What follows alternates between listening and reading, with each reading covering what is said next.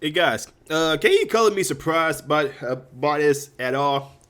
That apparently the woke people that's calling out for more diversity and more representation, they're not reading these damn books.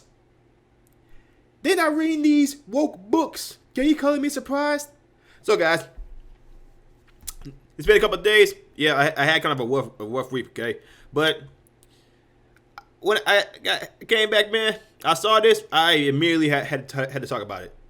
So, guys, we all know that these freaking Twitter fingers are over the place talking about we need more representation, we need more diversity in these comics. If you go woke in these comics, you'll be able to get more money. But come to find out that that's a bold faced freaking lie, because these woke people that claim they want more wokeness, they want more representation, diversity in these comics, they not even reading these fucking books. They're not even reading the comics. These freaking woke comic book readers are putting out all this stuff thinking people's gonna read it, and ain't nobody reading it. If you First of all, yeah, Superman went woke. No, I mean actually Superboy went woke. Robin went woke. So guys, let me go ahead and read y'all this article from the from Bounty from into comics about how these woke comic books are failing the big two like Marvel and DC. New December comic book sales data appears to show readers are rejecting DC woke changes to Superman. Again, because Superman is doing this whole climate change thing now. And first of all, this is Superman. He has the power to really do anything. Superman, he's out there protesting about climate change. He can change all that in just a breath. Yeah, this freaking woke person that did all these changes to Superman and Tim Drake, they don't actually know these freaking characters, or how much potential, or how many powers that these superpowers actually have. But instead, they using big names that they know are gonna draw people in. Instead of using they own original characters that came out of their heads, instead of using somebody else's, because they know that Superman is a well-known figure. And thinking, if I use Superman, I can boost these sales and bring more people in. But it turns out, bringing in Superman was just a waste of damn time. A Superboy. I really don't care. The latest data set featuring comic book sales from December appear to show that readers are rejecting DC Comics woke changes to Superman. If you haven't been paying attention to all the woke changes the DC Comics has made to Superman, there have been a ton. First, they replaced Clark Kent with his son Jonathan Kent as Superman, and then made him attracted to dudes. In October, DC Comics confirmed, just like his father before him, John Kent has fallen for a reporter. After initially striking up a friendship with reporter Jay Nakamura, he and Jay become romantically involved in the pages of Superman's Son of Kal-El #5, from writer Tom Taylor, Dark Knights of Steel, and artist John Timms, Harley Quinn. Yeah. So this right here is what a lot of readers are rejecting, and the Twitter fingers are calling them homophobic. Like, bro, no, we just don't want to read all these freaking politics in these freaking comic books. That's not what we're reading comic books for. Quickly following that, at DC Fandom, DC Comics publisher Jim Lee announced that Superman's iconic motto, "Truth, Justice, and the American Way," will be changed to "Truth, Justice, and a better tomorrow." Lee explained the change was to better reflect the global storylines that we are telling across DC, and to honor the character's incredible legacy of over 80 years of building a better world. Again, completely changing. Guys, you're just changing Superman's character in general, and a lot of people don't like that. DC Comics writer Tom Taylor revealed that the new gay Superman is also a climate activist. Again, Superman has the power to literally do it all. He has the power to do it all. He could turn back time, with just flying backwards. This is the movie. Again, these woke writers don't know a damn thing about Superman, which is why you got more people, you got more independent guys out here like Young Ripper that wants to create his own Ripperverse of original comic characters.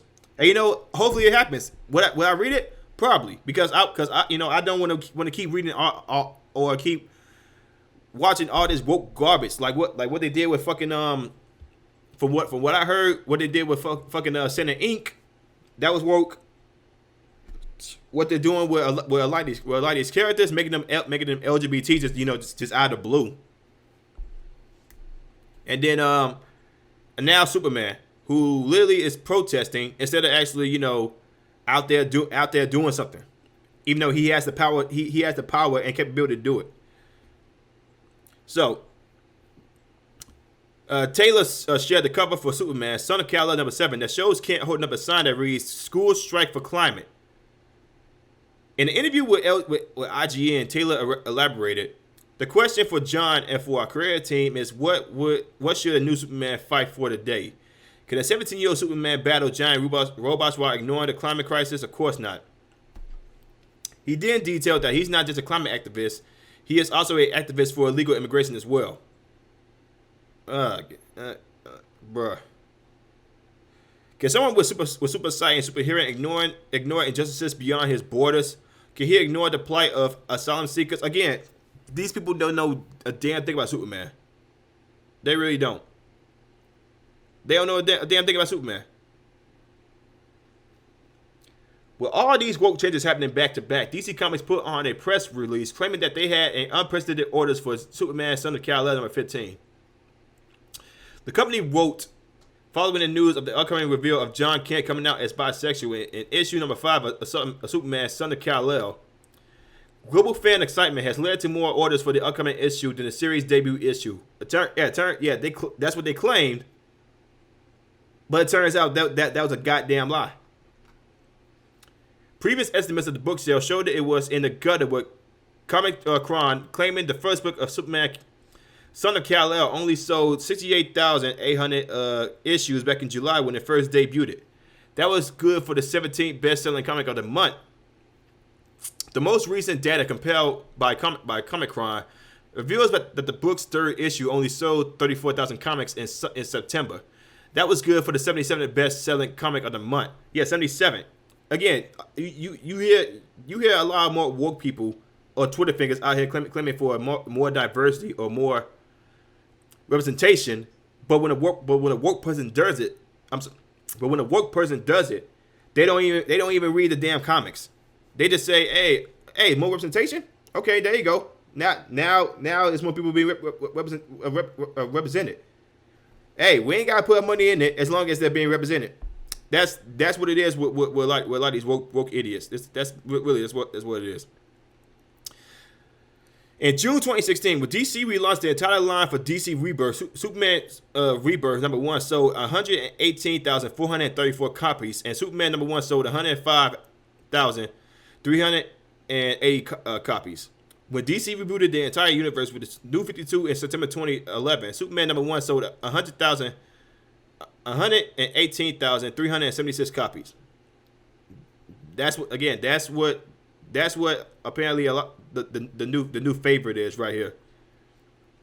Sales tracking website ICV2, who explains the data set, is unit and dollar sales rankings based on sales tracked at point of sale by the Comic Hub system at stores selling American comics around the world, did report that Superman, Son of Kal-El #6 did hit the 6th most sold comic book for the month of November.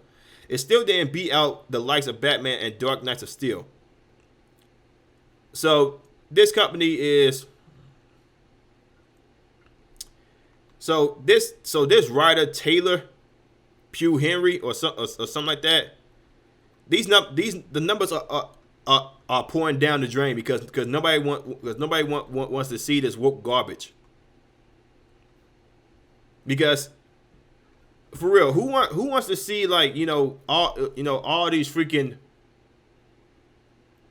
woke, these wokeness, this whole climate change ordeal, this whole LGBT thing, they represent, they want them represented. I'm sorry, in freaking comics, TV shows, but you don't actually see them, giving out any good solutions. You just hear them saying like, "Yo, we need more representation about a certain character," and instead of making your own original character, you are jumping on the bandwagon for a well-renowned character that is one of the most popular characters in comic books, instead of making your own character that could be a smash hit. You writing off the back of another writer's creation instead of using your own. That's the problem. A lot of people, you know, they are holding on to faith that the freaking people, these woke people that they claim it's, you know, is the millions and millions and millions. They would come and read their comic books, but they don't read the comic books. They don't watch the movies. The 355 and Charlie's Angels were freaking box office catastrophes, and they still out here screaming more representation, man. But guys, this is where we at right now with the comics. A lot of people are rejecting these freaking woke comics, and these woke writers are upset that people are not reading their comics. They're not being the misogynistic comics, because your comics suck. There's no ifs, ands, or buts about it. Your comics just suck. People don't want to read this freaking activist BS that you got going on in these comics. They want to read comics for the stories and for the fights and for some legitimate characters that people could actually reason with or see themselves in. But instead they pushing all this garbage. But guys, I'm just one opinion here. If you guys like what I'm saying, like and subscribe, share this video. I will see you on the next one. Peace.